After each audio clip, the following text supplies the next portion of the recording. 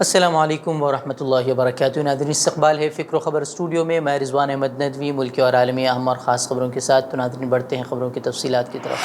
آج کرناٹک کابینہ کی توسیع عمل میں لائی جا رہی ہے۔ 24 اراکین اسمبلی کو نئی کابینہ میں جگہ ملی ہے۔ نومنتخب وزراء کی حلف برداری تقریب اس وقت جاری ہے۔ کانگریس پارٹی نے تمام طبقات کے اراکین اسمبلی کو کابینہ میں موقع دیا ہے۔ مسلم کمیونٹی سے رحیم خان، بی زیڈ ضمیر احمد کو وزارت ملی ہے، جبکہ یو ٹی عبدالقادر کو اسمبلی کا اسپیکر مقرر کیا گیا ہے۔ لنگایت برادری سے کل 8 اراکین کو کابینہ میں جگہ دی گئی ہے اور اس کمیونٹی کے تقریباً تمام بڑے ذیلی فرقوں کو مد نظر رکھا گیا ہے۔ دلت برادری کے لیے 9 وزارتی عہدے ملے ہیں۔ شیڈول کاسٹ سے 2 کو وزیر بنایا گیا ہے۔ درج فہرست قبائل سے 3 کو شامل کیا گیا ہے۔ وہیں بٹکل ہناور اسمبلی حلقے سے ایم ایل اے منکال ویدیا کو پہلی مرتبہ کابینہ میں جگہ ملی ہے۔ وہیں کابینہ میں تقریباً تمام طبقات کے اراکین اسمبلی کو موقع دیا گیا ہے۔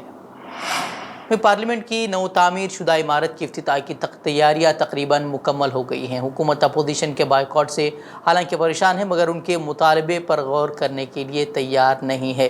وزیر خزانہ نرملا سیتا رمن نے اپوزیشن پارٹیوں پر زور دیا ہے کہ وہ جمہوری عمارت کا احترام کرتے ہوئے اس کی افتتاحی تقریب میں شرکت کریں۔ اس بیچ کرناٹک کی جے ڈی ایس پارٹی نے افتتاحی پروگرام میں شرکت کا اعلان کیا ہے اور ساتھ ہی اپوزیشن پر بھی تنقید کی ہے اور اسے سماج کے کچھ طبقات کے چند ووٹ حاصل کرنے کی کوشش قرار دی ہے۔ بتا دیں کہ اپوزیشن یہ سوال کر رہی ہے کہ آخر صدر جمہوریہ کو کیوں افتتاحی تقریب میں مدعو نہیں کیا گیا ہے۔ ان کا مطالبہ ہے کہ اس کا افتتاح صدر جمہوریہ کے ہاتھوں ہو، لیکن وزیر اعظم کے ہاتھوں ہی اس کا افتتاح ہونا ہے۔ اس طرح کی باتیں بی جے پی کی طرف سے کہی جا رہی ہیں، جبکہ 28 مئی کو کھاپ پنچایتوں نے ایک بڑا اعلان کر دیا ہے کہ وہ وہاں پر اپنی خواتین کی مہا پنچایت کریں گی۔ اس سے بھی اب یہ معاملہ موضوع بحث بنتا جا رہا ہے اور اب یہ خبریں سامنے آئی ہیں کہ کھاپ پنچایتوں کو روکنے کے لیے، ان کی مہا پنچایت کو روکنے کے لیے اب سیکیورٹی کے سخت انتظامات کیے گئے ہیں اور انہیں روکنے کی ہر ممکن کوشش کی جا رہی ہے۔ بس آپ کو یاد ہوگا کہ خواتین پہلوان جو ہے وہ جنتر منتر پر احتجاج کر رہے ہیں برج بھوشن کی گرفتاری کو لے کر، لیکن ان کا مطالبہ تسلیم نہیں کیا گیا تھا۔ اسی کو لے کر جو ہے وہ کھاپ پنچایتوں نے اعلان کیا تھا کہ وہ 28 مئی کو نئی پارلیمنٹ کے باہر جو ہے وہ اپنی خواتین کی مہا پنچایت منعقد کریں گے، جس کے بعد جو ہے وہ فیصلہ لیا جائے گا کہ آخر اس کیا اقدام کیا جائے گا، اس میں وہ فیصلہ لیں گے۔ لیکن اب یہ لگتا ہے کہ اس طرح کی ان کی مہا پنچایت کو منعقد کرنے کا بھی انہیں موقع نہیں ملے گا، کیونکہ سخت سیکیورٹی کا انتظام کیا گیا ہے اور انہیں وہاں کسی بھی صورت میں پہنچنے کی اجازت نہیں دی جائے گی۔ اس طرح کی باتیں جو ہے وہ کہی جا رہی ہیں۔ مرکزی حکومت کی جانب سے ان این جی اوز پر پابندی عائد کر دی گئی ہے جو کہ عازمین حج کی خدمات انجام دیتی تھیں۔ حج کمیٹی آف انڈیا کی جانب سے ایک سرکولر جاری کر کے کہا گیا ہے کہ کسی بھی حج این جی او کو دہلی کے اندرا گاندھی انٹرنیشنل ایئرپورٹ اور رام لیلا میدان میں واقع ٹرانزٹ کیمپ میں داخل ہونے کی اجازت نہیں ہوگی۔ این جی اوز نے اس پر احتجاج کرتے ہوئے کہا ہے کہ وہ گزشتہ 40 برسوں سے عازمین حج کی بلا معاوضہ خدمات انجام دیتی آ رہی ہیں اور حجاج کے ساتھ کیے جا رہے کھلواڑ کو کسی قیمت وہ برداشت نہیں کریں گے۔ یوں تو حکومت کی جانب سے بھی رضاکاروں کو خدمات پر مامور کیا گیا ہے، لیکن این جی اوز کا کہنا ہے کہ ان کے رضاکار بھی وہاں خدمات انجام دیا کرتے تھے۔ ان کا یہ بھی کہنا ہے کہ حاجیوں کو آج صرف حکومت کے رحم و کرم پر چھوڑ دیا گیا ہے، ان کو کوئی ارکان ہی معلوم نہیں ہوتے ہیں، اس لیے ان رضاکاروں کی جانب سے جو ہے ان کی رہنمائی کی جاتی تھی۔ بتا دیں کہ حج 2023 کے لیے ہندوستان عازمین حج کی روانگی کا سلسلہ جاری ہے۔ رواں برس تقریباً 1,70,000 عازمین حج پر روانہ ہوں گے۔ دہلی یونیورسٹی کے اکیڈمک کونسل نے B A political science course سے شاعر ملت اور سارے جہاں سے اچھا نظم لکھنے والے علامہ اقبال پر مبنی ایک باب کو ہٹانے کا فیصلہ کیا ہے۔ رپورٹ کے مطابق اس قرارداد کو کونسل کی جانب سے منظور کر لیا گیا ہے اور ایگزیکٹو کونسل اس پر حتمی فیصلہ کرے گا۔ وہیں آر ایس ایس سے وابستہ اکھل بھارتیہ ودیارتھی پریشد نے اس پیش رفت کا خیر مقدم کیا ہے۔ وہیں خیال رہے کہ کونسل کے اجلاس میں یہ قرارداد پیش کی گئی تھی تو کونسل کے 6 ارکان نے اس تجویز کے خلاف عدم اتفاق کا اظہار کرتے ہوئے کہا تھا کہ اس سلسلے میں اساتذہ سے کوئی مشاورت نہیں کی گئی ہے۔ تمل ناڈو کے ناگاپٹنم میں بی جے پی کے ایک کارکن نے سرکاری اسپتال میں ڈیوٹی انجام دے رہی مسلم برقع پوش خاتون ڈاکٹر کے ساتھ اس لیے بدسلوکی کر دی کہ وہ برقع پہنی ہوئی تھی۔ دراصل یہ واقعہ اس وقت پیش آیا جب بی جے پی کے ایک ایگزیکٹو سرکاری اسپتال میں اچانک سینے میں درد کی وجہ سے طبی امداد کے لیے پہنچے۔ حاضری دینے والی خاتون ڈاکٹر نے نرسنگ عملے کے ساتھ مل کر سبرامنیم کا مستعدی سے معائنہ کیا اور انہیں مزید علاج کے لیے گورنمنٹ میڈیکل کالج اسپتال منتقل کرنے کا مشورہ دے دیا۔ اسی بات چیت کے دوران ہی بھونیشورن نے ڈاکٹر کے لباس پر سوال کھڑے کر دیے، یہاں تک کہ اس نے اپنا فون لے کر اس ڈاکٹر کی ویڈیو بنانے لگا۔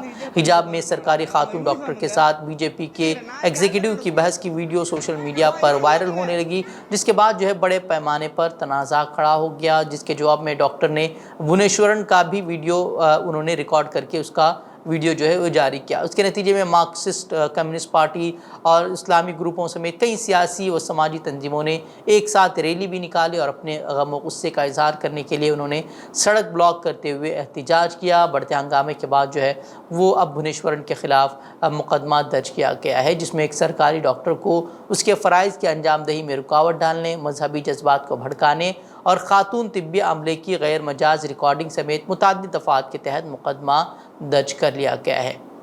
نفرت انگیز تقریر کے جس میں اعظم خان کو 3 سال کی سزا سنائی گئی تھی، جس کے بعد ان کی اسمبلی رکنیت چلی گئی تھی، اب اس معاملے میں انہیں عدالت نے گزشتہ دنوں بری کر دیا تھا۔ وہیں اب خصوصی M P M L A session court نے 66 صفحات کے فیصلے میں انہیں بری کرنے کا فیصلہ دیا تھا۔ اس فیصلے کے بعد اعظم خان کے خلاف نفرت انگیز تقریر کی ایف آئی آر درج کرنے والے افسر نے انہوں نے خود ایک بڑا بیان دیا ہے۔ ان کا کہنا ہے کہ وہ یہ تمام چیزیں انہوں نے ڈسٹرکٹ الیکشن افسر کے دباؤ میں انہوں نے یہ تمام چیزیں لکھی تھی۔ ان کا کہنا ہے کہ جو کچھ الزام انہوں نے اعظم خان پر لگایا تھا وہ صرف دباؤ کی وجہ سے تھا۔ تو آپ دیکھ سکتے ہیں کہ کس طریقے سے اعظم خان کا کریئر وہ برباد کر دیا گیا، انہیں کس طریقے سے حاشیے پر ڈالنے کے لیے کس طریقے کی سازشیں رچی گئی۔ بتا دیں کہ پہلی مرتبہ ہی جب یو پی میں بی جے پی کی حکومت بنی تو اس وقت اعظم خان پر کئی مقدمے درج کیے گئے، تقریباً 100 سے زیادہ ان پر مقدمے درج کیے گئے، جس کے بعد انہیں مقدمے کا سامنا کرنا پڑا، کئی مہینوں تک انہیں جیل میں رہنا پڑا، جس کے بعد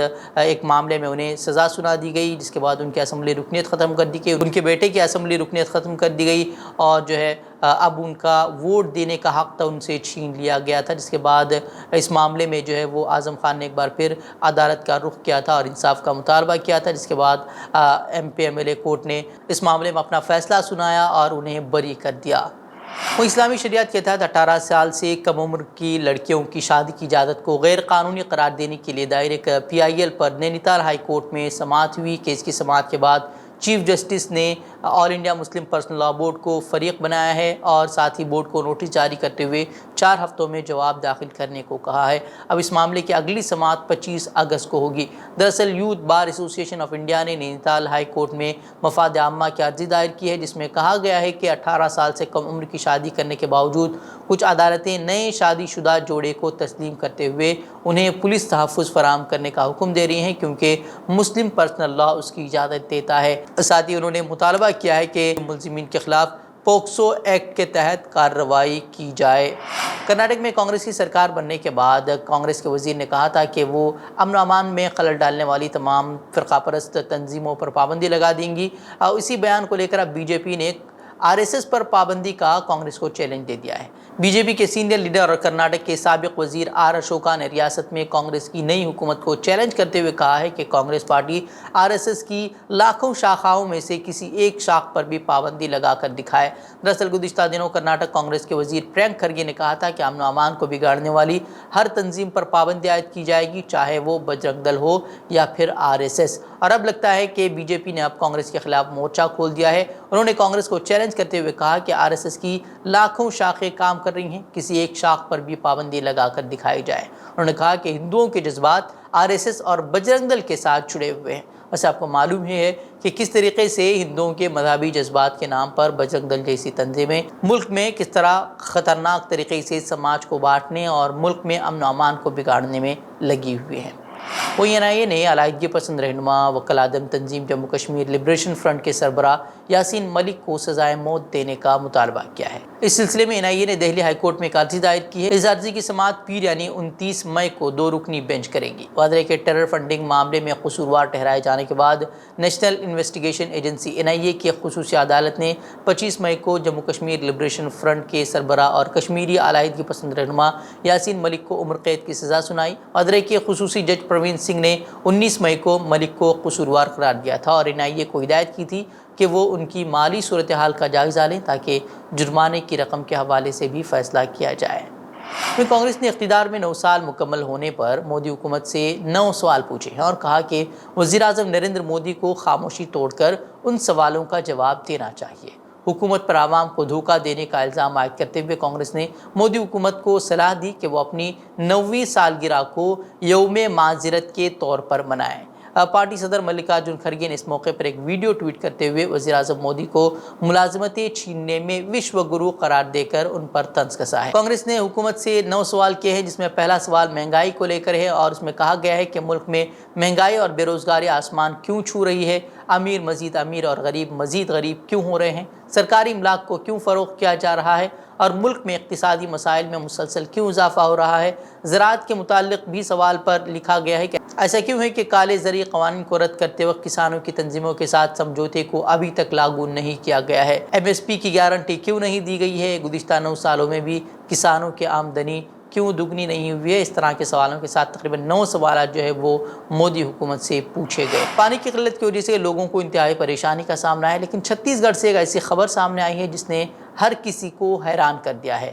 چھتیس گڑھ کے کھیرکٹا ڈیم میں گھومنے آئے سرکاری اہلکار راجیش وشواس، ان کا اسمارٹ فون سیلفی لینے کے دوران پانی سے بھرے ڈیم میں گر گیا۔ جب غوطہ خور اسے نکالنے میں ناکام رہے تو انہوں نے ڈیزل پمپ منگوایا اور 3 دن تک ڈیم سے 20 لاکھ لیٹر پانی نکال دیا۔ تاہم جب فون نکالا گیا تو وہ خراب ہو چکا تھا۔ یہ اتنا پانی ہے کہ 6 مربع کلومیٹر زمین پر کاشتکاری اس سے کی جا سکتی ہے۔ معاملہ میڈیا پر آنے کے بعد محکمہ آبی وسائل کے اہلکار نے شکایت درج کر دی، جس کے بعد پانی نکالنے کا عمل روک دیا گیا۔ وہیں راجیش وشواس کو تحقیقات مکمل ہونے تک معطل کر دیا گیا ہے۔ وہیں BJP نے بھی ٹویٹ کر اس پر تنقید کی ہے اور کہا کہ شدید گرمیوں میں پانی کی سہولت کے لیے لوگ ٹینکر پر انحصار کرنے پر مجبور ہیں، تو دوسری جانب ایک افسر نے لاکھوں لیٹر کا پانی جو ہے وہ ایک موبائل کے لیے نکال دیا۔ اسرائیل کے فلسطین میں جنگی جرائم جاری ہیں۔ صہیونی فوج نے سفاکیت کی انتہا کر دی ہے۔ مقبوضہ مغربی کنارے میں فلسطینیوں کا گاؤں مسمار کر دیا گیا ہے۔ عین سامیہ گاؤں میں 44 سال سے رہائش پذیر سینکڑوں باشندے اپنے گھروں سے بے دخل ہو گئے ہیں۔ اس گاؤں کے باشندوں کو اسرائیلی آبادکاروں اور فوج کے تشدد کا سامنا تھا اور اب جو ہے ان کے گاؤں کو ہی مسمار کر دیا گیا ہے۔ وہ اسرائیلی فوج نے عین سامیہ گاؤں کے ایک واحد اسکول کو بھی مسمار کرنے کا اعلان کیا ہے۔ وہیں فلسطین میں یہودیوں کی غیر قانونی آبادکاری پر چین نے بھی اب آواز بلند کر دی ہے۔ چینی نائب مستقل مندوب نے سلامتی کونسل میں اسرائیل سے مطالبہ کیا ہے کہ اسرائیلی آبادکاری انسانی حقوق کی قرارداد کی خلاف ورزی ہے۔ چین نے مطالبہ کیا ہے کہ اسرائیل فلسطینی علاقوں سے فوری قبضہ ختم کرے اور اس کے علاوہ فلسطین میں فوری طور پر ظالمانہ کارروائیاں بند کی جائے۔ اس طرح کے مطالبہ جو ہے وہ چین نے کیا ہے۔ تو ناظرین، یہ خبریں، مزید خبروں کے لیے آپ ہمارے ویب سائٹ www.fikrokhabar.com پر رجوع کر سکتے ہیں۔ ویڈیوز کے لیے ہمارے YouTube چینل کو سبسکرائب کریں۔ ناظرین، اجازت دیں۔ السلام علیکم ورحمۃ اللہ وبرکاتہ۔